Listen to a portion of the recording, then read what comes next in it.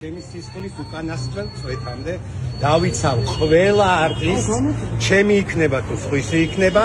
ეს თქვა და ჩინეთში სამუშაოდ წავიდა. მოვალეობის არ შესრულების გამო სამსახურიდან გათავისუფლებული დავით დოიაშვილი, რომელიც ხელისუფლების წინააღმდეგ აქტიურ ბრძოლას რუსთაველის გამზირზე აანონსებდა, საკუთარი კეთილდღეობის ძიებამ ჩინეთის დედაქალაქში ჩაიყვანა. გავრცელებული ინფორმაციის დადასტურება თავადაც მოუწია, თუმცა მანამდე პეკინში გაფორმებულ კონტრაქტთან დაკავშირებით დეტალებზე მსახიობმა ნინო კასრაძემ ისაუბრა. დოიაშვილმა კონტრაქტი პეკინში 1 წლის წინ დადო. მიმდინარე კვირაში კი კასტინგებისთვის იმყოფებოდა. როგორც დოიაშვილი ამბობს, მომდევნო პერიოდშიც ჩინეთში მუშაობას აქტიურად განაგრძობს. პეკინში. გამძლოდ ეს 1 წლის წინ გავაფორმე, უნდა ჩავსულიყავი და დამედგა. ეხლა მქონდა კასტინგი, 1 კვირია. ჩავედი, ჩავატარე კასტინგი, ჩამოვედი. კი, დიახ იყო და ჩამოვა ცოტა ხანში, რამდენიმე დღეში, ალბათ შეიძლება უკვე ჩამოსული. იცით რა, ეს 1 წლის წინ გაფორმდა ეს კონტრაქტი, ეხლა იყო კასტინგზე შესარჩევად. ჩამოვა ეს ყველაფერი ისევ გაგრძელდება, ეს ბრძოლა. მანამდე გოგოები იყვნენ წასულები, თამაშობდნენ გერმანიაში. ჩვენ ხო რაღაცნაირად უნდა გავაგრძელოთ იცით ჩვენი ცხოვრება.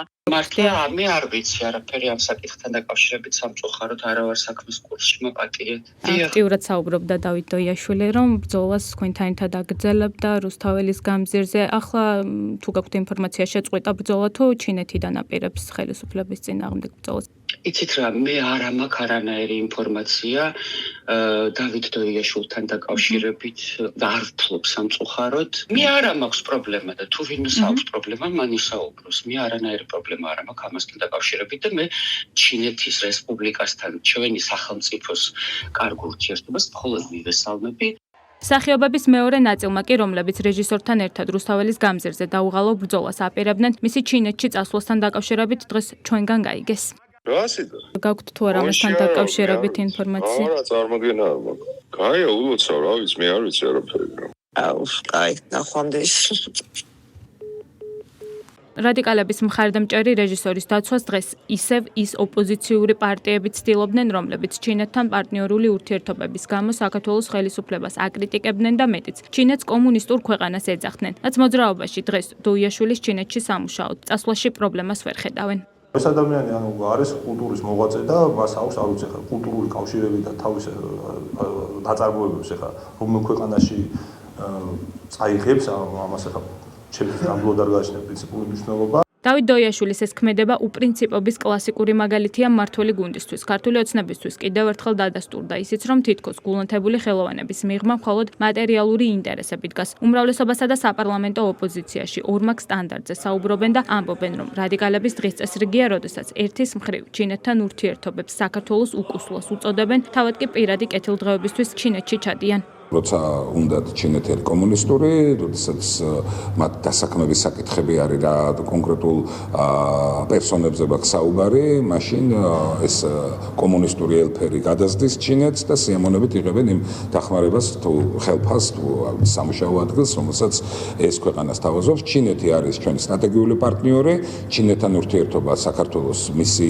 არსებობის ისტორიის მანძილზე აქვს უმაღლეს ნიშნულზე და ჩვენ პოლიტიკურ თვალსაზრისით გვაქვს ძალიან წარმატებული ურთიერთობა, რაც შეეხება კონკრეტული პირების დასაქმება არ დასაქმების საკითხს, ეს უკვე არის ცალკე кейსი, ეს კონკრეტული პიროვნება, რა ვიცი, მისგან არაერთის გაგვიგია ჩვენ თორედ ისევე ორმაგ სტანდარტთან არსებული პოზიციები, თუ კი მის პირად კეთილდღეობას ეხება, არაფერია მისთვის მიუღებელი. ეს არის პირდაპირი მტკიცებულება იმისა, რომ ამ ადამიანს, ისე როგორც მის კოლეგებს, აბსოლუტურად არ აღელვებთ არც დემოკრატია, არც თავისუფლება, არც არაფერი, ერთ-ერთი რაც აღელვებთ, ეს არის ფული.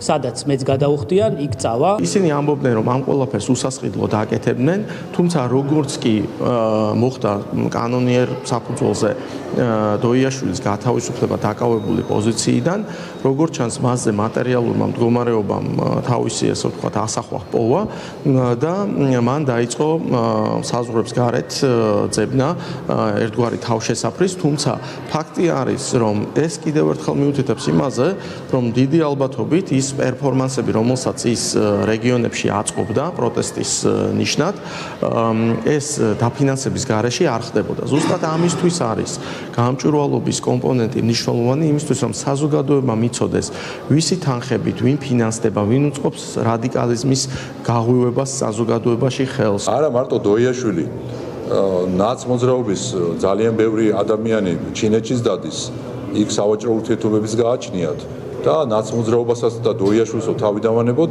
თავად ევროკავშირის დღევანდელი ბიუროკრატია პირდაპირ კავშირზეა ჩინეთთან და ეუბნება, რომ კარგი ურთიერთობები უნდა კონდეს, მათ შორის სავაჭრო ურთიერთობები და ასე შემდგომ. ასე რომ ნებისმიერი ის განცხადება, რომელიც ვთქვათ, საქართველოს-ჩინეთის ურთიერთობის წინააღმდეგ არის გაკეთებული, რა თქმა უნდა, ემსახურება მხოლოდ და მხოლოდ იმას, რომ საქართველოში, ქართულ საზოგადოებაში შეიტანონ გარკვეული დისონანსი, გარკვეული გაურკვევლობები, მაგრამ ჩვენ კარგად ხედავთ ყველაფერს, რომ ორმაგი სტანდარტები არის უკვე დღის წესრიგი ნაცმოძრაობის და მათი მხარდამჭერების. გუშინ წინ ამბობდნენ მაგალითად, რომ ჩინეთი არის უკუსვლა საქართველოსთვის და დღეს თვითონ გარბიან იქ სავაჭრო ურთიერთობებისთვის, სამსახურისთვის. დოიაშვილი არაერთი გაფრთხილების მიუხედავად ვასო აბაშიძის სახელობის სახელმწიფო თეატრის ხელმძღვანელის ვალდებულებას არასრულებდა და სახელმწიფო ბიუჯეტიდან მიღებული უწყვეტი დაფინანსების პირობებში თეატრში შემოქმედებითი პროცესი თვეების განმავლობაში შეჩერებული იყო. ამ მიზეზით ის კულტურის სამინისტრომ თანამდებობიდან 16 აპრილს გაათავისუფლა, რაც საპროტესტო აქციების მხარდამჭერებისა და ოპოზიციისთვის რამდენიმე საათიანი ხმაურის მიზეზი გახდა. პასიური პროტესტიდან მოქმედებაზე გადასვლაც დაანონსეს, თუმცა როგორც ჩანს, ფსევდო პროტესტმა მხოლოდ რამდენიმე კვირა გასტანა და არჩევანი ფინანსური კეთილდღეობის სასარგებლოდ გაკეთდა.